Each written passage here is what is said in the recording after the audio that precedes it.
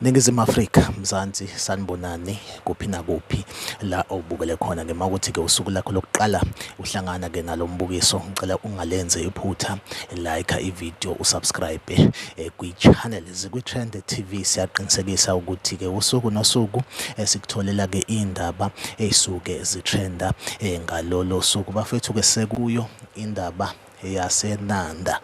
Siyazi ukuthi iNanda kule y'nsuku itrenda kakhulu ngenxa yani nangenxa yeqeqebana lwezinswelaboya-ke elizibiza ngokuthi-ke i-West Gang. So bafethu-ke udaba-ke olutrendayo futhi-ke kulona-ke usuku lwanamhlanje, amaphoyisa kuleyo ndawo ayasebenza kakhulu, asebenza i-overtime, awalali ukulwisana nobugebengu okanye ukulwisana neqembu ekuthiwa-ke i-West Gang. So bafethu-ke udaba-ke oluvelayo kuthiwa-ke seyiphinde zakhala futhi-ke laphana-ke kuzona-ke igebengu laphana-ke ngaphansi kwayo-ke i-West Gang. Kuthiwa-ke amaphoyisa umphakathi-ke uhlabe umkhosi ngoba kule y'nsuku kuthiwa-ke umphakathi waseNanda usebenzisana kakhulu namaphoyisa. So amaphoyisa-ke uyalele-ke umuzi thizeni la okukhosele khona-ke igebengu kuthiwa-ke ziyahlupha, zigqekeza-ke imizi yabantu-ke, zibamba inkunzi, ziyabulala zinjalo. Kuthiwa amaphoyisa-ke afike anokha igebengu zase-ke ziphendula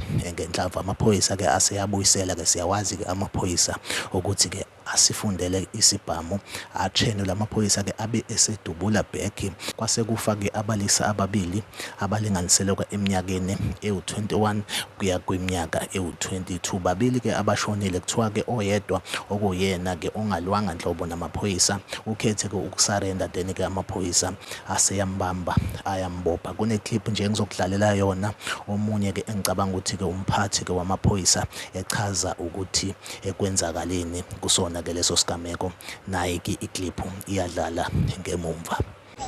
They knocked and the shooting started from inside. Then they fired back. And when they fired back, there were people inside. There was 2 deceased. They died. Fortunately, no one injured within from the police. And there was one guy that was in the loo that came out. He was part of that group inside the house. That one was arrested with no injuries because he was not fighting with anyone. Yes, but the crime intelligence is working on it so we can confirm it. But for now, the information that indicates that they're part of the West Camp.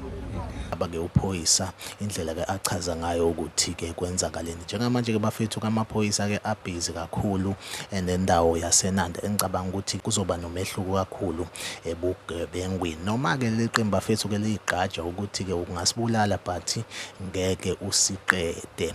Siyaqasha, siyarekhutha, asidilizi, kusho yona i-West Gang. Kodwa sithemba ukuthi-ke kuzoba nomehluko. Abantu baseNanda bazohamba ngokukhululeka, bazohlala ngokukhululeka endaweni yabo. So bafethu, make sure ukuthi uyayilike ivideo, uyasubscribe kuyona-ke i-channel. Makhona-ke okukhona okuvelayo ngizolonga ngikhona bafethu, ngizoku-update ukuthi kwenzakalani kuyona laphana-ke indawo yaseNanda. Ngiyazi bafethu sekudaba olunesicefe lolu, kodwa-ke bakhona bafethu abadingayo ukuthi-ke sibaphe i-update ukuthi kwenzakalani endaweni yaseNanda mayelana nayo i-West Gang, kanjalo-ke namaphoyisa. NIU bafethu iyasebenza kakhulu, ayinanazi, ifika nje inokhe, obvious uzolwa, walwa nayo iyalwa and khona ofayo. Bafethu asiphinde sihlangabezane kwivideo elandelayo.